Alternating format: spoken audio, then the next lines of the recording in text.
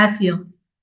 Bueno, José Ignacio Díaz Carvajal es médico y psicoterapeuta y psicoanalista. Trabajó en consulta privada en Sevilla desde hace 40 años, con pacientes individuales y también con parejas o familias. Actualmente, pues en su abordaje incluye también todo lo relacionado con la neurociencia, el trauma y el apego. Además de las tareas clínicas, también realiza formación en supervisión de otros profesionales e imparte cursos y charlas relacionados con temas de psicología y sexualidad. Y algo importante, que también es papá adoptivo. Hoy nos va a dar la charla, la ponencia del cambio en la visión de los padres en la crianza de niños con adversidad temprana, una experiencia personal. Muchísimas gracias por estar aquí. Es un placer tenerte y poder escucharte. Bueno, pues el enfoque que yo voy a dar es desde las familias adoptivas, aunque como profesional también. Entonces, un tándem aquí un poco curioso, ¿no? Pero que sobre todo me importa mucho la influencia que se le puede hacer a las familias para que encuentren un camino adecuado en toda esta circunstancia de la adversidad temprana. Entonces, lo que ha explicado Bandita me ha venido muy bien con esto de la trenza y incluso lo que explicaba Laia también de la disonancia identitaria, ¿no? Que decía respecto a los niños con neurodiversidad y los niños con ese enfrentamiento entre razas o entre lo que cada uno tiene que asumir, ¿no? Entonces, nosotros como familias, al tener una situación de adversidad temprana, no es que nuestro hijo tenga o nuestra hija tenga una situación de adversidad temprana, es que la familia como tal ha entrado en una situación de adversidad temprana, ¿vale? Entonces, eso hace que no podamos quitarnos en ningún momento la situación porque ya es nuestra y para siempre. Es decir, es como si hubiera entrado en nuestra vida y ya no va a salir porque forma parte ya de nosotros, ¿no? Entonces, ese punto de partida es importante porque un gran problema para muchas familias es querer primero, negar la adopción, es decir, ellos son familias normales, la adopción eso no tiene ninguna diferencia con los niños biológicos. Y luego, que cuando hay una adversidad temprana, entonces todavía es una familia más diferente, ¿no? Y esa diferencia hay que aceptarla cuanto antes, porque si no, lo que se lleva es a un choque enorme con la realidad, tanto de los niños como de la familia en general, ¿no? Entonces, el problema es que de entrada nadie nos preparó para esto que se nos iba a caer encima, podríamos decir, con lo de la adversidad temprana, porque sí se nos hablaba, por ejemplo, de superar las dificultades de la fertilidad que se hubieran tenido y elaborar los duelos, integrar los países de origen, los idiomas, la cultura, cosas así, o cuidar al recién nacido para que no tuviera un choque muy grande en la escuela, etcétera, etcétera. Pero claro, lo que no sabíamos era que los niños podían traer traumas tan graves, una situación de trastornos de apego importante y luego cosas como el alcoholismo fetal, que a muchísimas familias les cogió desprevenida porque no podían sospechar que eso iba a ser así tan grave. Entonces, claro, lo que pasó en ese momento fue que los profesionales tampoco tenían la preparación ni las armas para enfrentarse a todo esto, porque aunque la teoría del apego se conocía hacía ya más de 40, 50 años, pues no se había extendido en la población de profesionales, entonces los psicólogos, los psiquiatras no tenían ni idea, del alcoholismo fetal tampoco, nada, no se sabía nada, y del trauma en general, que también es algo conocido desde hacía bastante más tiempo, pues tampoco. Por lo cual hemos encontrado que nuestras familias iban a las escuelas, iban al pediatra iban a la salud mental, iban a los psicólogos, iban a los psiquiatras, y había una incomprensión máxima con lo que eso implica de enfoques a veces que lo que hacían era más daño que beneficio. Entonces, muchas familias se han sentido que de entrada le han estado echando la culpa de lo que está pasando porque no ponen límite a sus hijos, porque no saben educarles, porque realmente no, saben, no se están preocupando, etcétera, etcétera. Y lo curioso además que eran familias bastante preparadas, porque es verdad que había una preparación por parte de las instituciones, y además el nivel social promedio es bastante alto, con lo cual muchas familias estaban bastante, como que tenían suficientes recursos como para estar preparadas, ¿no? Entonces nos encontramos, quería dar un dato del pico de adopción que hubo en el 2004, que desde el año 1997, estos son datos de Cora, de unos 1.000 adopciones internacionales y otras 1.000 nacionales, se pasó a 5.541 en el 2004, es decir, se quintuplicó, y las nacionales siempre han estado más o menos en un promedio de 1.000. Pero ha bajado desde el 2004 ya en picado hasta en el 2018, que es la última estadística que tengo yo ahí, eran 444. Es decir, se ha reducido por más de 10. Entonces, en total, esto significa que en estos años, desde el 97 al 2018, son 20 años aproximadamente, hay una acumulación de 72.000 adoptados en España, ¿vale?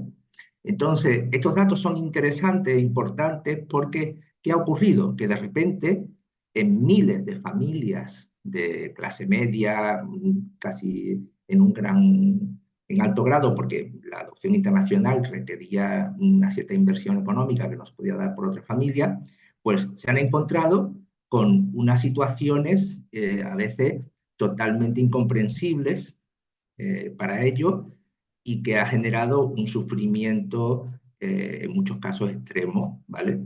Para saber qué hacer. Porque encima las consultas que se hacían a los psicólogos de la época y a los psiquiatras de la época y tal, muchas veces, insisto, eran contraproducentes, ¿vale? Entonces, ¿qué pasa? Que las familias entraban en una situación, si ya había que hacer un duelo por la fertilidad o un duelo, todo esto que se había explicado, y por los hijos que se habían deseado antes, etcétera, pues ahora también había que hacerlo por los hijos que llegaban, por la familia que se hubiera gustado tener, y también por la cantidad de dificultades y de problemas y del cambio de vida que se generaba con la situación de la crianza de estos niños. Entonces, es verdad que en algunos casos se veía desde pequeño, pero en muchos casos ha sido la eclosión de la adolescencia, que eso ha hecho que incluso se retrase un poco más todavía el ir buscando soluciones para nuestras familias, porque ya te digo, si en el 2004 fue el pico, pues a lo mejor estos niños que cuando llegaron a la adolescencia fue en el 2000, por decir algo, 2010, 2012, que fue el pico a lo mejor de adolescentes adoptados, pues resulta que eso no hace mucho. Entonces, empezaron a surgir asociaciones de, podríamos decir, afectados, ¿no? Como por ejemplo Petales, que fue la Asociación de Trastorno de Apego, AFASAF o Visualteaf o algunas otras de alcoholismo fetal, y en general había ya asociaciones adoptivas, pero como de tipo general, pero se crearon estas más específicas que sí trataban y enfocaban la adversidad temprana, pero siempre con el sesgo de lo que le daban importancia, los de apego al apego, los de alcoholismo fetal, etc. Y es ahora, muy reciente, que se está aglutinando como adversidad temprana. Entonces, es curioso porque estamos viviendo en directo una evolución de toda esta problemática que no fue sospechada hace 15 años o 20 años y que ahora pues nos ha cogido bastante desprevenidos, aunque ya cada vez, como decía Bandita, se sabe más, hay más publicados, etcétera, ¿no? Pero eso ya es muy reciente, pero que eso no se ha extendido a la sociedad, es decir, sigue llegando familias a las asociaciones que están completamente desvalidas, desorientadas, aisladas y que no tienen ni idea de a quién recurrir, ¿no? Y que consultan a lo mejor a la psicóloga que tienen más a mano, al psicólogo más a mano, y resulta que lo que hace es liarles más y destrozarles la vida en algún caso, ¿vale? Entonces, no podemos estar completamente orgullosos de la situación porque todavía estamos en pañales, aunque hayamos avanzado hasta, ¿vale? Entonces, el problema también ha sido con los diagnósticos, estuviste hablando antes de la importancia del diagnóstico, y yo estoy de acuerdo que a veces es importante, por lo menos para que sea un trampolín, como decía, un punto de partida, ¿no? Pero yo creo que el diagnóstico muchas veces lo que hace es, fíjate, deshumanizar a nuestros hijos y además centrar en ellos la problemática que, como bien decía antes, es familiar. Entonces, es verdad que se han dado diagnósticos como TDAH, el TEA, bipolares, el trastorno negativista desafiante, trastornos de comportamiento, pero, bueno, el trastorno disocial, que ese es tremendo como diagnóstico, porque ya es marcar a nuestros hijos con una especie de lacra, ¿no? Y, y yo pienso que ahora se empieza a hablar de adversidad temprana y antes de trastorno de apego, de alcoholismo fetal, es decir, de diagnósticos que explicaban mejor, ¿eh? Pero aún así, el problema es que si se hace demasiado hincapié en el diagnóstico y en los profesionales, pasa un poco como lo que pasó durante mucho tiempo con la maternidad, que si se le hacía demasiado caso a los profesionales, la madre pasaba a estar deshumanizada y que como le dijeran, oye, tienes que darle el pecho cada 3 horas, ¿no? Y la madre ponía un reloj para que cada 3 horas darle el pecho, no cuando fuera necesario, ¿no? Y cuando el dúo formado por la madre y la criatura lo necesitara, ¿no? Pues no, cada 3 horas, con un reloj. Entonces, algo parecido puede ocurrir con los diagnósticos que tenemos y con las soluciones que nos dan, ¿no? Entonces, yo pienso que hay que ponerlos siempre entre paréntesis, aunque sirvan de punto de referencia, y, como decías antes, pues esta idea del trampolín, que me parece muy bien, ¿eh? Entonces, el problema es que, por ejemplo, en los sistemas escolares no suele existir todavía, por lo menos en Andalucía, donde yo vivo, ninguno de los diagnósticos que estamos hablando, de adversidad temprana, trastorno de apego, etcétera, ninguno. Es decir, que tú tienes que ponerle a la fuerza a tu criatura, sea lo que sea, pues TDAH como mucho, o trastorno disocial o trastorno del comportamiento, ¿no? Y eso lo que hace es que es un obstáculo, no ayuda a nada, ¿vale? Entonces, creo que el gran problema, el más gran problema que tenemos es la escuela. Es decir, la escuela, el instituto, a nuestros hijos en mucho grado los maltrata, los tortura y los destruye, ¿vale? Entonces, muchas familias se las ven y se las desean para encontrar el sitio adecuado porque expulsan a sus hijos, porque los maltratan, porque hacen bullying y no lo solucionan, o al revés, nuestros hijos son los que hacen el bullying y lo que hacen es castigarlos y echarlos y expulsarlos, pero claro, el problema es que siempre todo está enfocado desde un patrón, un modelo muy conductista, donde lo que importa son las conductas adecuadas y no lo que está determinando que nuestros hijos sean así. Entonces, muchos de nuestros hijos tienen comportamientos, que luego daré alguna lista, pero que son muchas veces muy difíciles de integrar si no están bien explicados por los propios profesores en la escuela, ¿no? Y bueno, y hacen que los propios niños rechacen a nuestros hijos, que a veces sea el típico niño que nunca lo invitan a los cumpleaños, o que empiezan con situaciones de rechazo que son dolorosísimas. Pero claro, como decía antes, no sufre solo el niño, es que sufrimos como familia, ¿no? Entonces, eh, en general, Bandita creo que ha apuntado ya la idea del sufrimiento de los padres. Yo utilizo una expresión que encontré por ahí, que realmente los padres con niños con adversidad temprana, por supuesto, depende del grado, pero por lo menos los que yo me encuentro son bastante avanzados los grados, pues sufren un verdadero estrés postraumático, como diagnóstico al uso, ¿no? Pero podríamos decir que sufren de adversidad eh, post-temprana, ¿no? Es decir, la consecuencia de la adversidad temprana de nuestros niños, pero sufrimos de adversidad, ¿vale?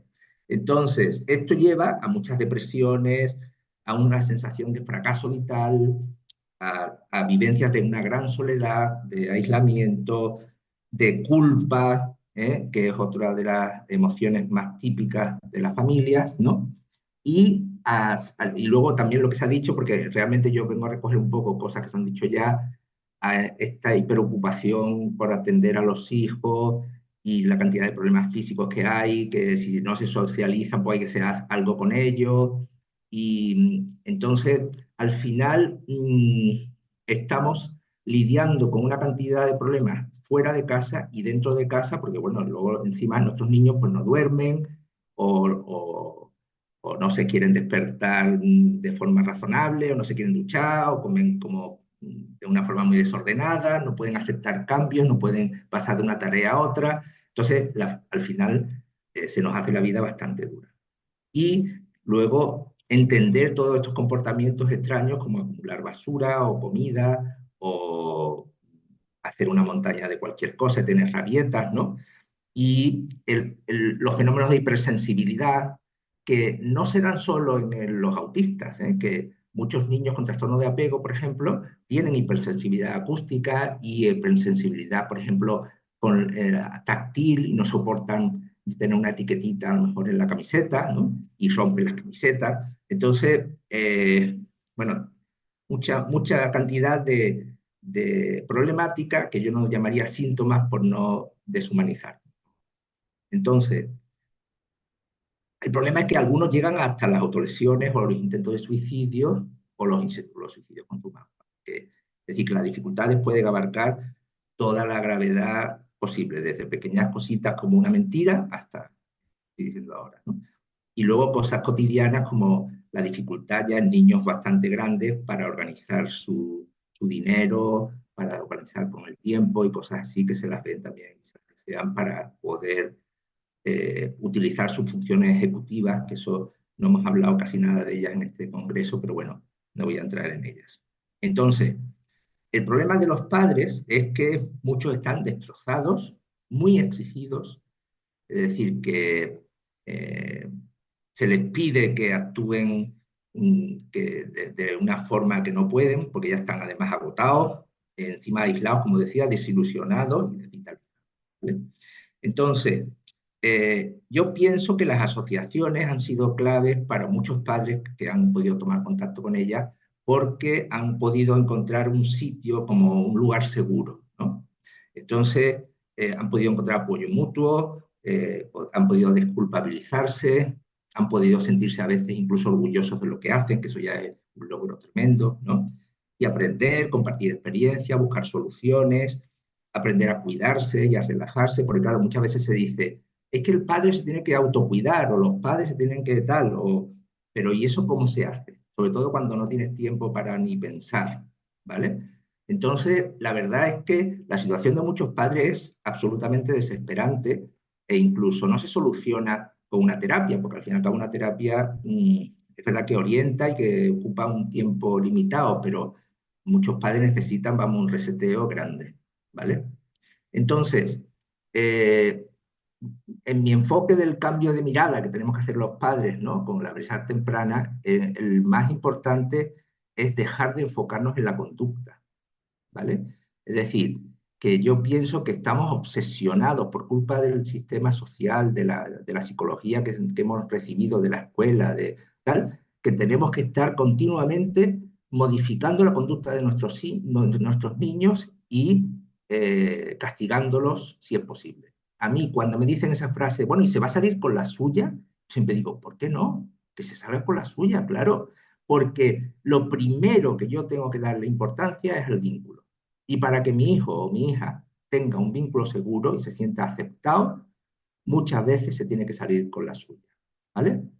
Entonces, lo más importante no es incluso que yo le aclare a mi hijo lo que ha hecho mal o a mi hija, ¿no? En ese momento, además, sino que se sienta seguro. ¿Por qué? Porque viene de una situación de abandono y una situación traumática, lo que estamos hablando niños con adversidad temprana, y entonces viene una situación que ya han descrito otras compañeras, de un auténtico estado de alerta permanente, de sufrimiento y de que en cuanto yo lo enfrento con lo que ha hecho mal, por ejemplo, o le amenazo, o le digo que ya le estoy alejando de mí, le estoy activando mucho más la situación esta de alerta y de miedo, y estoy, por supuesto, impidiendo que se establezca el vínculo seguro, que se va a establecer poco a poco, poco a poco, poco a poco, durante muchísimo tiempo.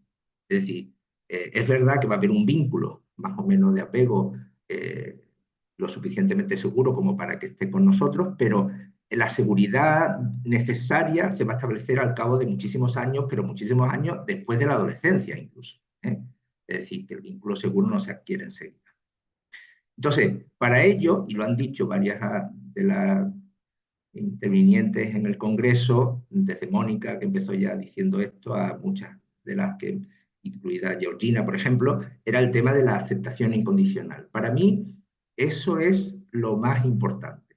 Es decir, en la medida en que podamos aceptar que nos mientan, que nos roben, que no estudien, que se meen en las macetas, que rompan a lo mejor un televisor en un cabreo, etcétera, etcétera, etcétera, ¿vale? En la medida que podamos aceptar eso, y claro, muchos padres dicen, sí, yo cómo voy a aceptar eso, que me mientan. Bueno, yo no lo aceptaba, ¿no? Pero al final, pues aprendí a aceptarlo, porque aceptarlo no significa que no tenga que poder hablarlo en algún momento cuando se pueda, sino que cuando se pueda. Porque la otra cosa es lo que ya planteaba Monse la Pastora, de cómo nuestros niños tienen unos ritmos muy diversos en cada área de su personalidad. Entonces yo puedo ver a mi hijo súper grande y súper sexualizado, y sin embargo luego en otras cosas yo no le puedo estar diciendo que sea responsable para esto, para lo otro, porque no puede, ¿vale?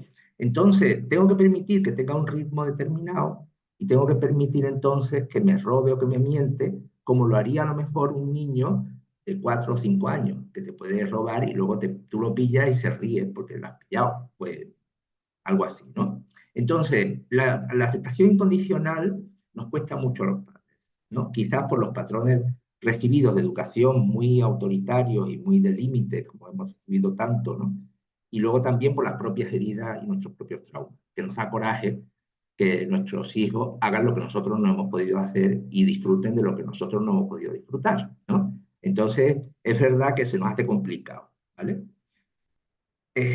La cuestión, no presionar, tener mucha paciencia, esperar, escuchar, observar, permitir, tolerar. Todos estos verbos son fundamentales, y yo entiendo que la gente me puede decir, muchos padres me lo dicen además, que bueno, pero ¿cómo voy a hacer eso si lo que quiero es que resuelva que tiene que salir por la puerta y no se quiere vestir o no quiere hacer tal cosa? ¿Cómo voy a tener paciencia? ¿No? Bueno, pues a veces tenemos que pensar que es mejor que no nos salgamos por la puerta, ¿no? ¿Por qué? Porque nos empeñamos en educar a la antigua usanza, lo como nos han educado a nosotros. Y estos niños, nuestros niños con adversidad temprana, y nosotros como familias adversidad post-temprana, si se puede decir así, pues tenemos que actuar de otra manera, porque somos, en vez de ser neurodiversos, nosotros somos adversodiversos, ¿no? Porque es que de verdad que tenemos que ser diferentes, que somos, no quiero utilizar la palabra normal y anormal, pero bueno, no me importaría, porque es que de verdad que es que no podemos actuar de la manera lógica y controlada que es al uso, la familia al uso. Entonces, aquí me remito al título que ya propuso en otra charla, el de la lógica del control y las consecuencias, este de Heath Ledger, ¿no? Que realmente ni nos sirve la lógica con nuestros niños muchas veces, por lo menos en el momento, por supuesto que no, pero luego incluso tampoco por sus dificultades estas para, para poder funcionar, ¿no? De una manera adecuada. Luego, el control, que eso es una fantasía de los adultos que nos gusta saber, que creer que controlamos las cosas. Yo creo que no controlo nada, pero aparte de eso, a controlar a nuestros niños con adversidad temprana, de verdad que eso es la tarea más imposible que nos podemos plantear. Pero bueno, Yo pienso que eso no sirve y, por supuesto, las consecuencias, las famosas consecuencias, que es los castigos, pero con un eufemismo, ¿no? Yo pienso que las consecuencias siempre son naturales, es decir, que si a un niño se le rompe algo, pues ya está, se le ha roto, ya esa es la consecuencia. Pero no hay que inventarse consecuencias, ¿vale? Porque ya tienen estos niños suficiente con aguantarse a sí mismos para encima tener nosotros que añadirle la consecuencia de los padres, ¿vale? Entonces ya con sus propias consecuencias, las que ellos les surgen en su cabeza, ya es suficiente. ¿Y qué pasa? Que claro, nos sentimos muy culpables porque la sociedad no nos ayuda, no nos apoya, las familias no son las que nos apoyan tampoco, y muchas veces con esto lo que nos lleva es a un aislamiento tremendo. Por eso es tan importante que, igual que se hablaba de los grupos, por ejemplo, afrodescendientes o los grupos de adoptivos o lo que sea, nosotros tenemos que formar grupos, pero de gente que nos entendamos. Entonces es muy importante que haya grupos de los adversos tempranos, como se quiera llamar, pero tenemos que formarlo, porque por eso es tan importante las petales o las asociaciones estas como ha pasado, o las del TEAF, etcétera, ¿no? Entonces, ¿qué pasa? Que desde esa escucha y compartida, de ese poder sentir que estamos seguros, ¿no? Nosotros también encontramos ahí un modelo de seguridad para transmitir a nuestros hijos, porque nosotros, como familias, nos sentimos súper inseguros en la sociedad que vivimos para criar a nuestros hijos, porque nos lo pueden expulsar, porque nos pueden decir eh, que no pueden seguir en el sitio donde están. A mí me ha llegado a pasar hasta con salud mental, ¿no? De expulsar a mi hijo de salud mental, del grupo donde estaba. Entonces tú dices, bueno, hasta ahí, hasta eso puede ocurrir. Es decir, qué disparate, ¿no? Entonces, realmente, mmm, yo tengo que encontrar esa seguridad que me la van a ayudar los que mucho más. Hombre, si tengo familia que me apoye de verdad, pues estupendo. Pero si no, tengo que buscar en compañeros y compañeras que tengan la misma problemática, en familias enteras que tengan la misma problemática y también en profesionales, por supuesto, ¿no? Es decir, que hay que buscar los profesionales idóneos que a veces no se encuentran tan fácil, ¿eh? Que es verdad que a lo mejor las ciudades más grandes es más fácil, en las más pequeñas va siendo más complicado. Entonces, eh, yo creo que la culpa tenemos que deshacernos de ella para poder funcionar un poco en esta línea de dar seguridad. Porque claro, yo desde la culpa, desde el malestar, ¿cómo puedo hacer que mi hijo se sienta seguro si yo me siento mal? Entonces, claro, por eso lo que decía Bandita es muy importante de que hay que conocer la propia historia, ¿no? De amor, de cómo nos quisieron, ¿no? Y luego salió la constelación de cómo nos apropiamos de los hijos de otros, ¿no? Que eso te genera una culpa también, ¿no? O, pero hay la otra cosa que yo creo que también nos genera mucha culpa es la exigencia con la que hemos adoptado porque queríamos hacerlo bien y queremos seguir haciéndolo bien, ¿no? Entonces, al final, todo eso lo descargamos sobre los hijos y no es nada bueno y sobre nosotros porque nos genera un malestar y un estado de tensión y de depresión grande, ¿no? Entonces, no es cuestión de hacer sacrificios y de sufrir y de no recibir. Nosotros tenemos que aprender a recibir, a relajarnos y a pasarlo bien. Entonces, de hecho, el final un poco de lo que yo voy a plantear es que nuestro objetivo es ser felices, disfrutar con nuestros hijos, ¿no? Y si es posible, juntos con ellos, ¿eh?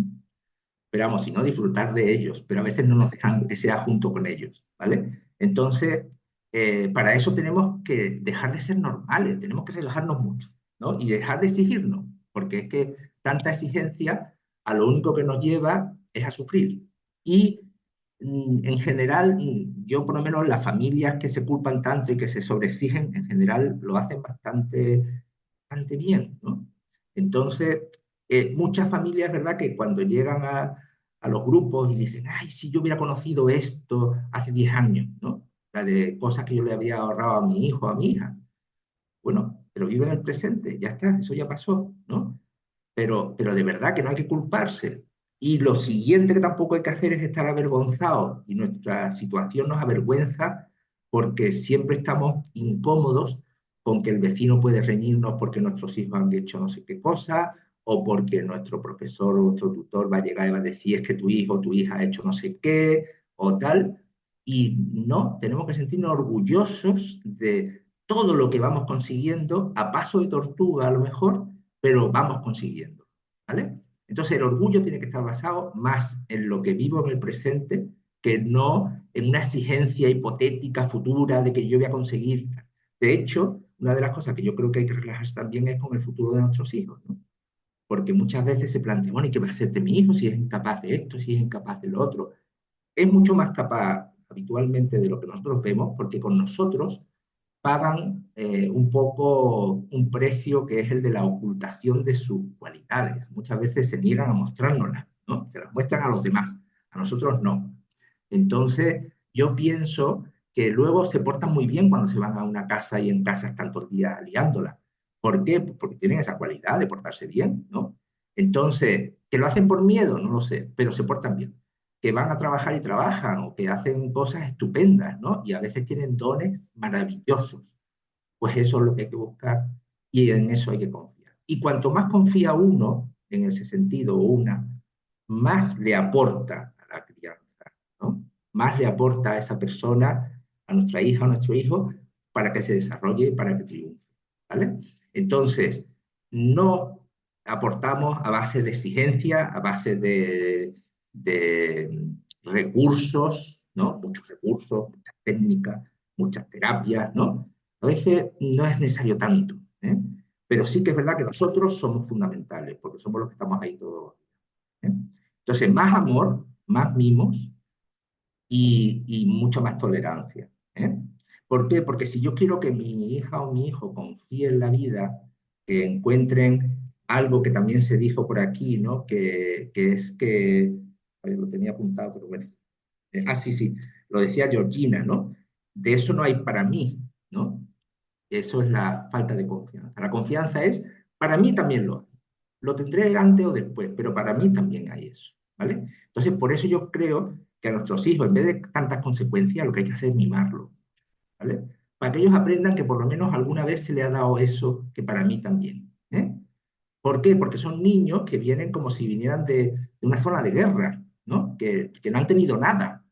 Entonces lo que hay que darle es la experiencia del mimo, es decir, del lujo, de que sobra, ¿vale? No, venga, te voy a poner muchos límites para que aprendas que tienes que tener límites, porque la sociedad luego te va a exigir muchos límites. Yo creo que no, que lo que hay que darle es de más, ¿vale? Y eso le ayuda mucho más a construir una personalidad segura y una personalidad, ¿vale? Entonces, nos tenemos que tolerar a nosotros, que somos los primeros imperfectos, nos tenemos que querer un poco más, eso cada uno que lo busque como se sana y se quiere, ¿eh? Pero hay que quererse, y yo sé que es difícil, pero tenemos que hacer todo lo posible por respirar, por sentir que nos podemos realizar, que podemos hacer cosas que nos gusten, que no solamente hay que sacrificarse por los hijos, ¿no? ¿Por qué? Porque luego pagamos con ellos, como ha dicho Andy. Entonces, objetivo, ser felices, no ser normales. Ese objetivo primero, ¿vale? Realizarse como familias adverso post temprano, ¿vale? Y que nuestros hijos no nos preocupe tanto que lleguen a un buen puerto, que no sé cuánto, no sé qué, que llegarán, y que van a llegar si nos relajamos mucho más, ¿vale? Y contar sobre todo con otras personas que nos ayuden, que a veces serán especialistas, como un abogado especializado en delincuentes, porque resulta que nuestros hijos ya lo han detenido 3 veces, bueno, pero en delincuentes con adversidad temprana para ver si los conseguimos sacar que no entren en la prisión, ¿vale? Y nada más, comentaros también que yo empecé a ver películas en su día porque mi hijo no dormía y entonces comencé un blog que se llamaba Películas y Adopción, que aquí como se han visto tantas películas, y en ese blog he llegado a publicar como 500 películas, ¿vale? Entonces es un blog acumulativo, es una cosa puramente de aficionado, pero de ahí salió un libro que es un libro que salió hace unos meses, que se llama 101 películas de adopción, que, bueno, que si tenéis interés en ver películas adoptivas, porque ahí tenéis unas 101 por lo menos, y en el blog pues tenéis 500. ¿vale? Y ya está. Hola Ignacio, realmente hemos disfrutado mucho tu ponencia. La Pues, verdad es que es muy real y está muy bien el tono del humor que le pones porque a veces tanta adversidad, nos ponemos todos muy serios. O sea que está bien. Aquí te dicen, ¿no? Es tan real todo lo que mencionas, hay que actuar más fuera de la caja como ellos. ¿Mm? Y también te dicen, eres genial, me haces reír mucho y eso vale más que horas y horas de terapia. Gracias. Lidia, ¿tenías alguna pregunta? Yo lo que le quiero decir a Ignacio, lo primero es que voy a ir a Sevilla pronto, Ignacio, y te buscaré para un café, porque todo esto, y además lo que has eludido a mi ponencia, ahora quizás no lo podemos hacer tan extenso, tan largo, pero decirte que 100% de acuerdo. Y luego con mi experiencia como adoptada, la sensación es que me da un poco de envidia a mi hija que tiene su carnet de discapacidad, ¿no? Me pone 50 y tanto de por ciento de discapacidad. Yo voy a pedir a ver si me hacen un carnet de adverso diversa, porque sí que es verdad que nos condiciona la vida. Quizás no, pues eso, no llegamos a lo patológico algunos, pero desde luego que nos condiciona la vida y nos marca y nos, sí, nos da unas cartas con las que vamos al mundo. Y bueno, me encantaría que muchos papás te escucharan y se inspiraran en ti para acompañarnos desde esa conciencia que tú mueves, Ignacio. Muchas gracias. A ver, voy leyendo un poco. Básicamente te dan las gracias de la felicidad que transmites y dice, bueno, que con un punto de locura se vive mejor, ¿no? sí, pero vamos, yo te diría que mi locura es como la de Hamlet, ¿eh? Muy insana, pero buenísima. No, y yo pienso que es necesaria en el sentido de que esa frase que no sé si la dijo Jesús Palacios, ¿no? Que nuestros hijos necesitaban una persona que estuviera loca de amor por ellos, ¿no? O que los amara de una forma loca, porque si no, esto muchas veces es insoportable, ¿vale? Para muchas familias es así. Entonces, yo pienso que hay que llegar a trascender esta realidad tan dura, eso no cabe duda, y hay que aprender a ser feliz a pesar de, ¿no? Es decir, el nivel de aceptación lleva a que uno pueda aceptar un nivel de adversidad propia también, porque yo he llorado muchísimo cuando veía lo que se me había caído encima, ¿no? Y entonces yo luego decía, bueno, pues tendré que aprender a vivir con esto, ¿no? Y aprendí y bueno, y ahora pues vamos genial, ¿no? Ya no lloro hace ya mucho, pero que al contrario, yo intento ser lo más feliz posible con la familia que tengo y la verdad es que lo conseguimos, ¿no? Es decir, yo cuando se hablaba antes de los perros, por ejemplo, ¿no? Mi hijo era el típico que a los perros los maltrataba, ¿no? Y ahora los adora, vamos, el que tenemos, ¿no? Los adora, los coge, los abraza, no sé cuánto. Entonces es justo su evolución como persona expresada a través de cómo trataba al perro. Vamos, que en ese sentido es curiosísimo también, ¿no?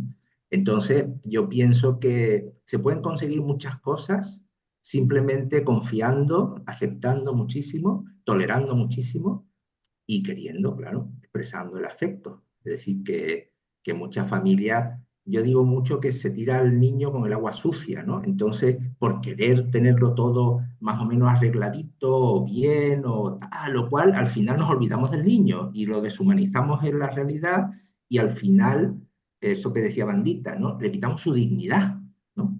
A nuestros propios hijos. Yo creo que es todo lo contrario. Si nos decidimos a adoptar fue por crear familia, ¿no? Y para ser lo más felices posible. Pues ese es nuestro objetivo. Crear familia y ser lo más felices posible. Lo demás, educar, pretender que sean limpios, que no sé cuánto, eso ya vendrá, ¿no? Que mi hijo no es limpio, porque no lo sea. Que no hace la cama, que no la haga. Que no estudia, que no estudie. Ya veremos, ¿no? Que ya todo se irá dando. Pero para eso hay que tomar una actitud de esperanza y de confianza en la vida, que a su vez es la que le permitirá a nuestros hijos tener eso mismo, esa esperanza y esa confianza, ¿no? ¿Por qué? Porque van a cambiar a su ritmo, no al nuestro, a su ritmo. ¿Eh? Que eso se nos olvida, que su ritmo no es el nuestro. Qué importante también, ¿no, Carmen? Poderlo compartir entre Sí, familias. Quizás podemos aprovechar para invitar de sí. nuevo a las familias que nos estéis viendo, que estéis viendo estas ponencias y que no forméis parte del grupo de padres adoptivos del Spice Systemic, que sois súper bienvenidos y bienvenidas. Sí, nos encontramos los martes por la tarde, hora española, de 6:30 a 8, online, y además el grupo es gratuito precisamente por la necesidad que los papás tienen de poder compartir con otras familias, y tenemos personas pues de todos los niveles culturales y económicos. Países. Y países, sí. Entonces estáis todos invitados. Igual a ti, Ignacio, también te invitamos algún día a que vengas a compartirnos. Estaremos encantados, así nos reímos un poco. Eso seguro.